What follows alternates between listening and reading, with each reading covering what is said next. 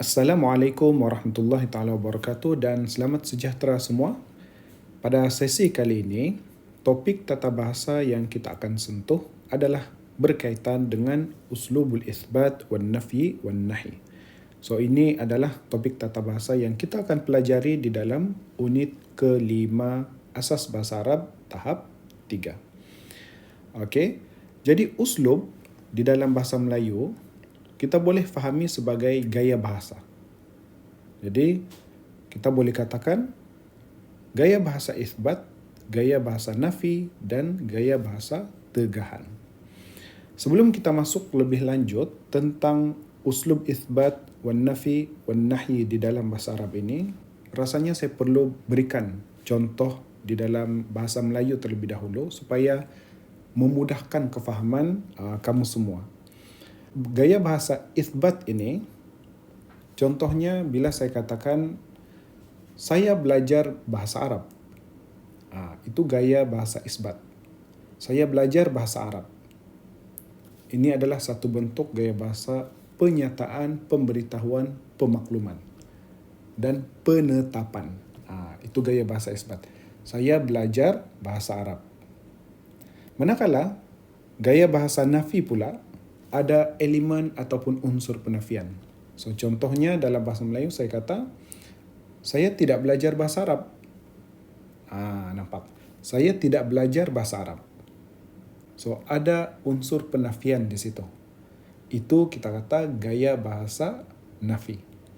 Seterusnya yang terakhir, uslub nahi. Gaya bahasa tegahan. Contohnya saya kata awak jangan belajar bahasa Arab. Awak jangan belajar bahasa Arab.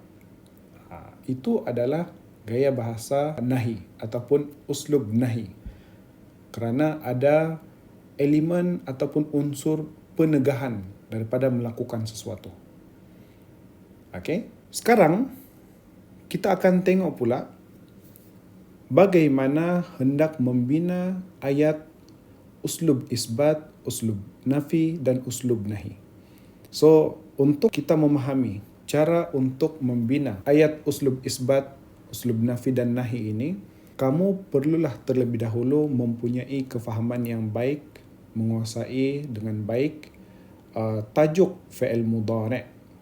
Barulah mudah untuk kamu mengikuti pembelajaran uslub isbat, nafi dan nahi ini. Okey. Jadi, bagaimana hendak membina gaya bahasa isbat, nafi dan nahi di dalam bahasa Arab. Kita tengok terlebih dahulu uslub isbat. So, uslub isbat seperti yang saya katakan tadi adalah gaya bahasa penetapan, penyataan, pemakluman. Okey. Contohnya di sini dikatakan budak lelaki bermain bola. Bila kita kata budak lelaki bermain bola, ayat itu adalah ayat pemberitahuan, penyataan ataupun penetapan. Budak lelaki bermain bola. Ataupun contoh yang kedua ni, okey, kita nampak pelajar lelaki naik kereta api. Itu adalah ayat penyataan, pemberitahuan ataupun penetapan. Di dalam bahasa Arab, untuk kita membina ayat ini adalah caranya. Kita akan tengok bagaimana hendak membina ayat isbat berdasarkan buku rujukan yang ada di hadapan kita ni lah. Okey, ini adalah sukatan kita dan kita ikut berdasarkan, penerangan saya adalah berdasarkan apa yang dinyatakan di dalam buku sukatan ini. So, bagaimana kita bina ayat isbat? Kita kena mulakan dengan menulis fi'il mudhari' di awal ayat. Yal'abu, bermain, al-waladu, budak lelaki itu, al-kurata, bola. Jadi, yal'abu, al-waladu, al-kurata. Budak lelaki bermain bola. Okey, ini adalah bentuk binaan uslub isbat. Okey, ini adalah bentuk binaan ayat uslub isbat. Bermula dengan fi'il mudhari'. Okey.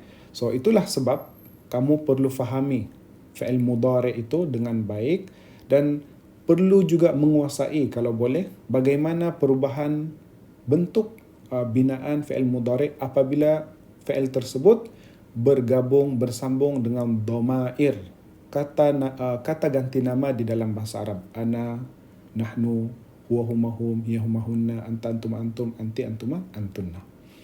Okey?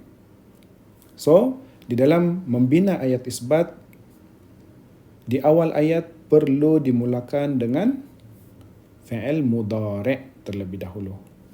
Kita tengok pula contoh yang kedua. Yarkabu at-talibu al-qitara. Pelajar lelaki itu naik ataupun menaiki kereta api. Itu adalah ayat pernyataan, ayat penetapan.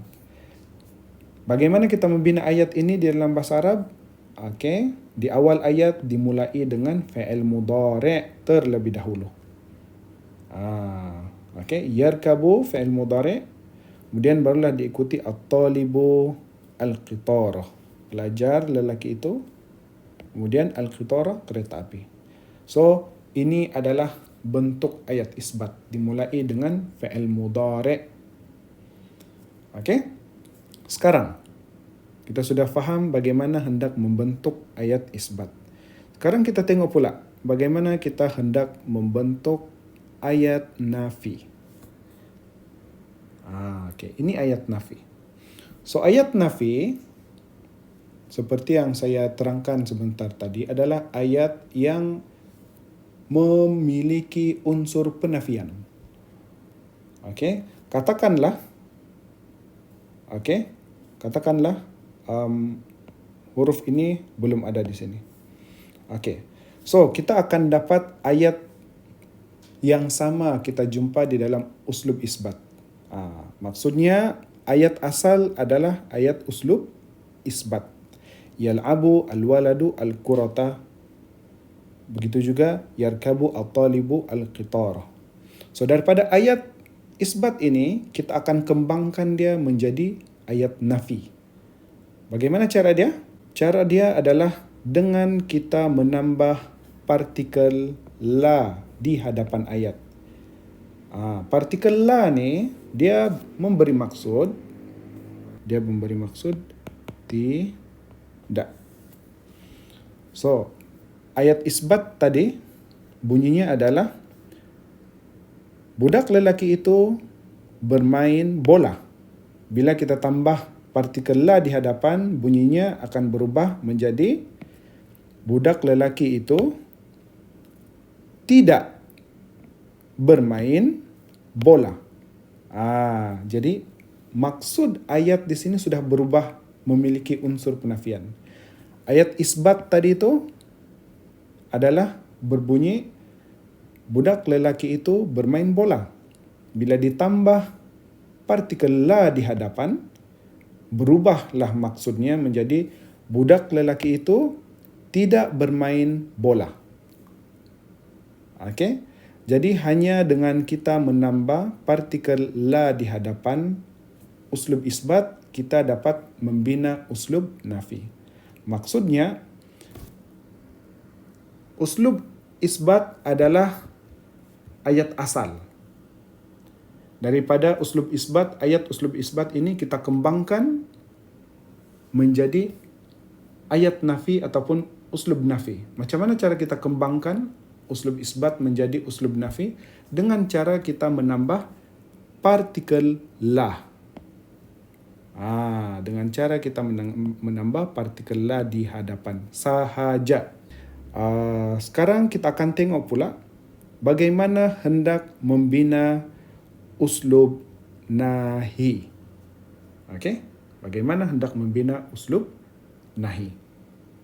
Uslub nahi ataupun gaya bahasa tegahan ini mengandungi ayat yang mempunyai elemen penegahan ataupun larangan. Penegahan dan larangan daripada melakukan sesuatu perkara. Contohnya, dalam bahasa Melayu bila saya kata, awak jangan bermain-main. Awak jangan bermain-main. Di situ ada unsur penegahan atau larangan jangan bermain-main. Okey? Itu adalah uslub nahi. So, uslub nahi ini di dalam bahasa Arab selalunya digunakan atau ditujukan kepada kata ganti nama yang kedua, awak dan kamu. Dan kadang-kadang ditujukan kepada kata ganti nama yang ketiga, dia dan mereka. Dan sangat jarang digunakan atau ditujukan kepada kata ganti nama yang pertama, saya dan juga kami. Dalam konteks sukatan pembelajaran kamu di dalam bahasa Arab ini, kamu hanya diminta untuk memahami bagaimana menggunakan dan membina uslub nahi yang ditujukan kepada kata ganti nama yang kedua. Okey? So, itu yang kita akan bincangkan. Jadi, sekarang kita akan tengok bagaimana hendak membina uslub nahi ataupun gaya bahasa tegahan di dalam bahasa Arab. Jadi, untuk membina uslub nahi ini, first thing first, kita kena faham uslub nahi ini dikembangkan daripada uslub isbat. Sebagaimana uslub nafi yang kita belajar tadi juga dikembangkan daripada uslub isbat. Begitulah juga dengan uslub nahi. Sekarang kita akan tengok dua contoh yang diberikan di dalam buku latihan ini. Yang pertama contoh, la tal'ab al-kurata ya waladu. La tal'ab, jangan main al-kurata, bola, wahai budak lelaki. Kemudian yang kedua, la tarkab, jangan naik kereta api, wahai pelajar lelaki. Okey, kita tengok bagaimana uslub nahi ini dibina berdasarkan uslub isbat. So, kita tengok contoh yang pertama ini dulu. Tengok. So, saya akan gunakan ini. Stiker supaya mudah kan. Okey, kita tengok di sini. Uslub isbat ataupun ayat asal sebelum diolah menjadi uslub nahi adalah tal'abu al-kurata, awak bermain bola. Itu adalah uslub isbat ataupun ayat asal. Awak bermain bola. Okey, so ayat ini dimulakan dengan fi'il mudhari iaitu tal'abu, awak bermain. Kemudian barulah diikuti al-kurata, bola. So ayat isbat yang kita katakan tadi mestilah bermula dengan fi'il mudhari. So bagaimana kita mengembangkan uslub isbat ini menjadi uslub nahi? Dengan cara yang pertama, kita kena tambah partikel la di hadapan. Kita kena tambah partikel la di hadapan. La di sini bukan bermaksud tidak. La di sini bermaksud jangan. Jangan. So, kita tambah partikel la di hadapan ayat. La tal'ab al-kurata. Jangan kamu bermain bola. Dengan kita tambah la tal'ab al-kurata ini, maka jadilah uslub isbat tadi menjadi uslub nahi. Kerana sudah ada partikel la dan memberi makna tegahan larangan jangan bermain bola. Untuk kita melengkapkan lagi ayat uslub nahi ini, apa yang kita perlu buat adalah kita tambah di hujung ayat itu ya. Okey? Ya bermaksud wahai. Al-waladu, orang yang ditujukan kepada dia tegahan tersebut. So dalam konteks ayat ini budak lelaki. Ya waladu, wahai budak lelaki. Jadi ayat ataupun uslub isbat, uslub nahi yang lengkap adalah berbunyi La tal'ab al-kurata ya waladu. Jangan bermain bola, wahai budak lelaki. Itu adalah versi uslub nahi yang lengkap. Okey. Uslub nahi sudah cukup sebenarnya tanpa ada ya waladu ini. Cukup kita kata la tal'ab al-kurata pun sudah memadai. Jangan bermain bola. Itu sudah cukup memadai untuk uslub nahi. Tapi untuk kita lengkapkan lagi uslub nahi ini, kita tambah ya waladu. Wahai budak lelaki. So macam itulah cara kita mengembangkan uslub isbat menjadi uslub nahi. Sekarang kita akan tengok perkara-perkara yang penting untuk kamu berikan perhatian yang berkaitan dengan perubahan fi'il mudhari'. Perubahan fi'il mudhari' yang dimaksudkan adalah apa perubahan fi'il mudhari' dalam uslub isbat, okey, atau fi'il mudhari' dalam uslub nafi, ataupun fi'il mudhari' dalam uslub nahi. Bagaimana perubahan-perubahan bentuk binaan fi'il mudhari' ini apabila bergabung dengan dhamir. Kita pergi kepada uslub isbat dan uslub nafi terlebih dahulu. Okey, secara asasnya perubahan binaan fi'il mudhari' dalam uslub isbat dan uslub nafi ini adalah sama. Okey, dia sama seperti mana yang kamu belajar dalam unit 6 sebelum ini berkaitan dengan fi'il mudhari'. Okey, kita tengok contoh yang lebih jelas dalam unit 2 dalam buku Bahasa Arab tahap 2. Okey. So ini adalah contoh perubahan fi'il mudhari'. Okey. Ini dia. Contoh perubahan dalam fi'il mudhari'. So untuk uslub isbat dan uslub nafi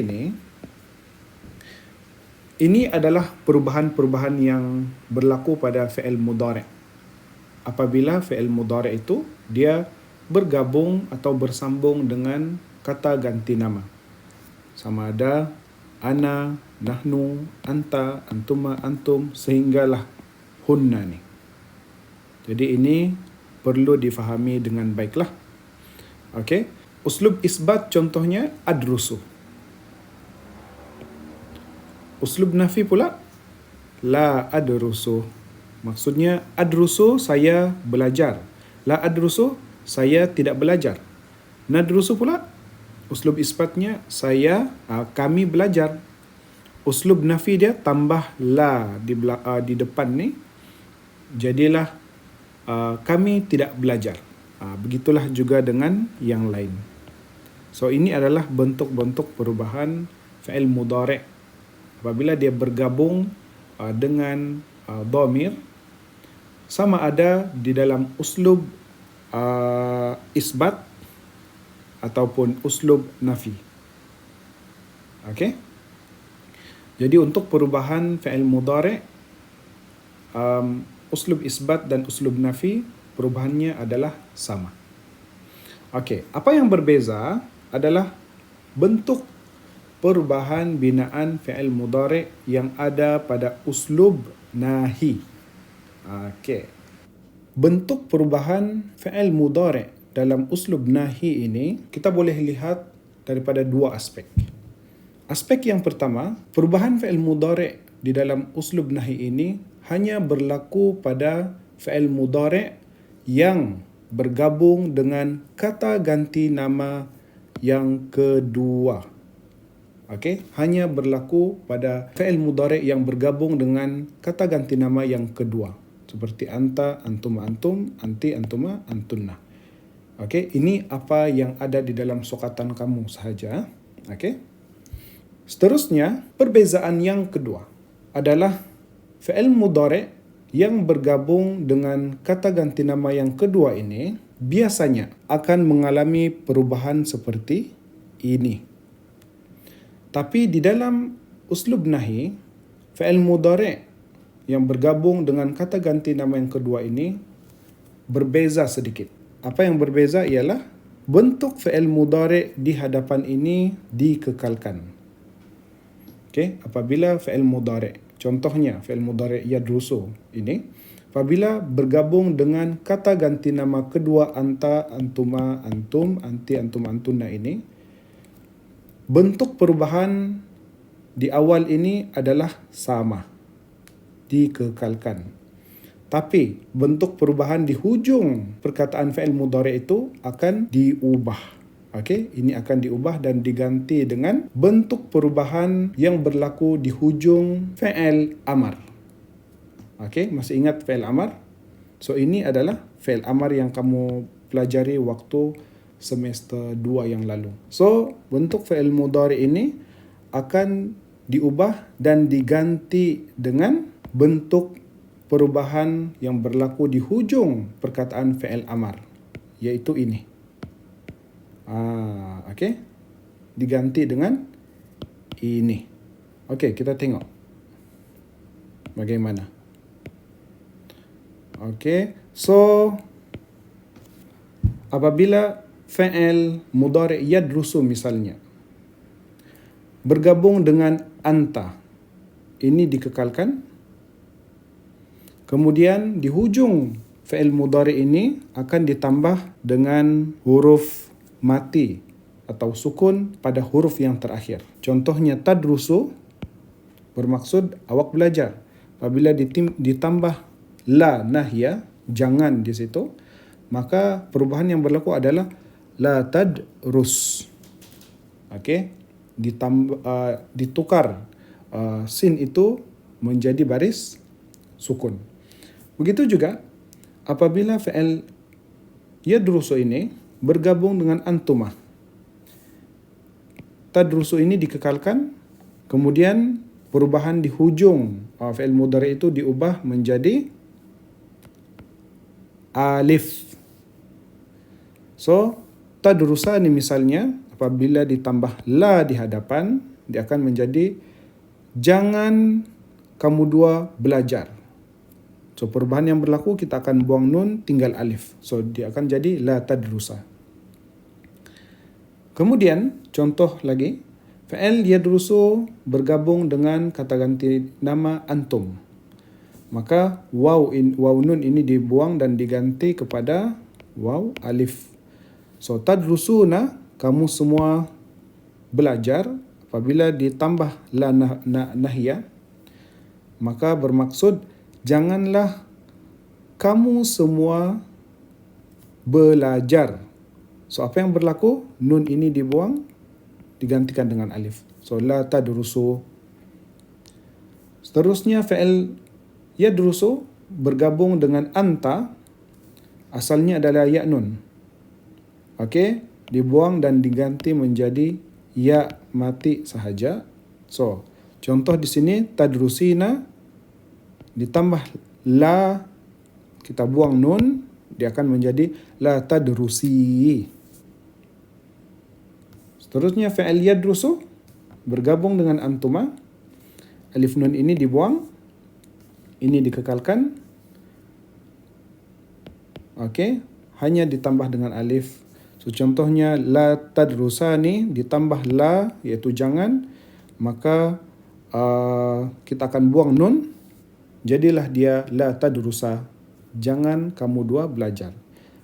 Manakala apabila yadrusu, fi'il yadrusu bergabung dengan antunna, okey, tadrusu ini dikekalkan. Nun di sini basically dikekalkan.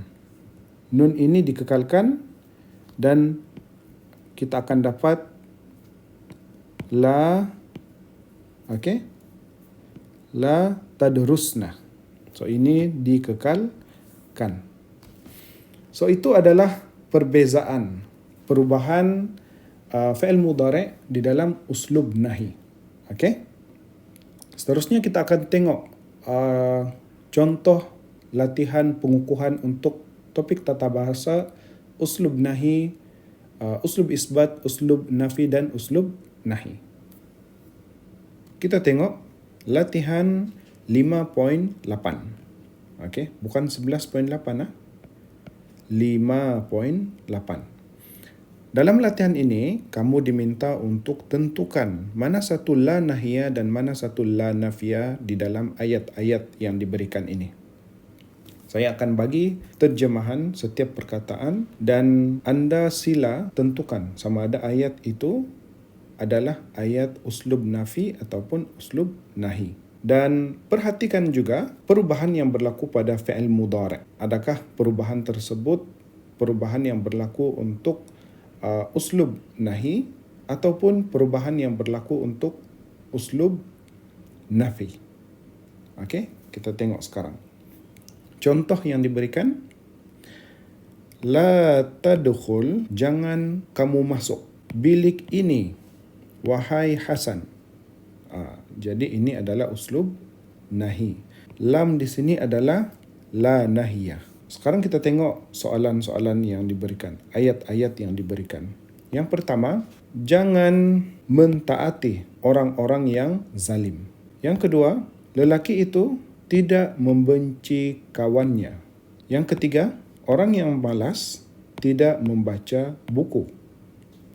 Yang keempat, pelajar lelaki itu tidak tidur di kelas.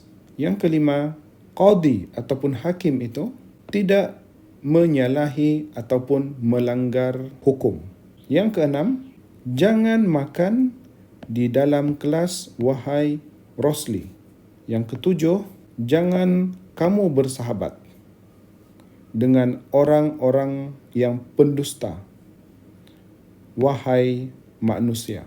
Yang ke-8, jangan kamu bermain di dalam rumah wahai anak-anak lelaki.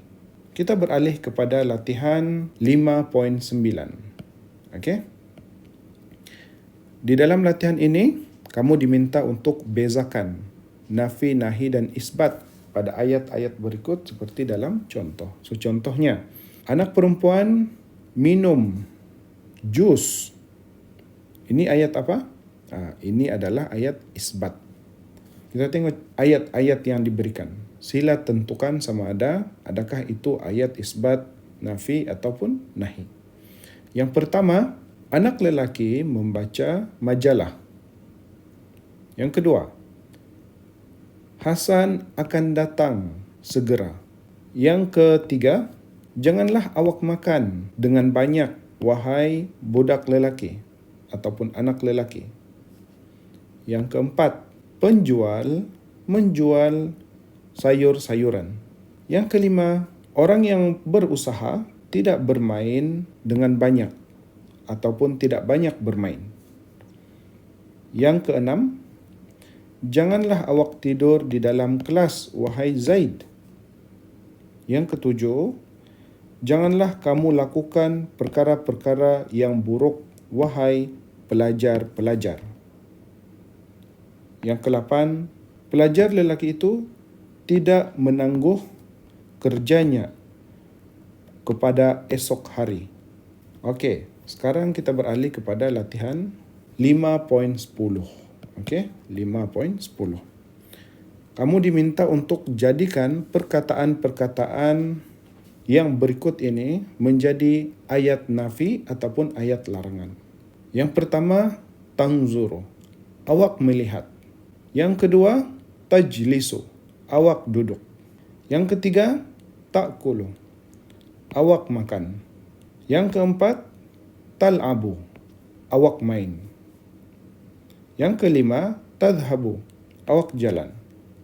Yang keenam, tashrabu, awak minum. Yang ketujuh, tusa'idu, awak membantu. Dan yang ke-8, tusafiru, awak bermusafir. Jadi demikianlah latihan-latihan pengukuhan tata bahasa yang perlu kamu lakukan. Okey, selamat melakukan ulang kaji dan selamat melakukan pembelajaran. Assalamualaikum warahmatullahi taala wabarakatuh.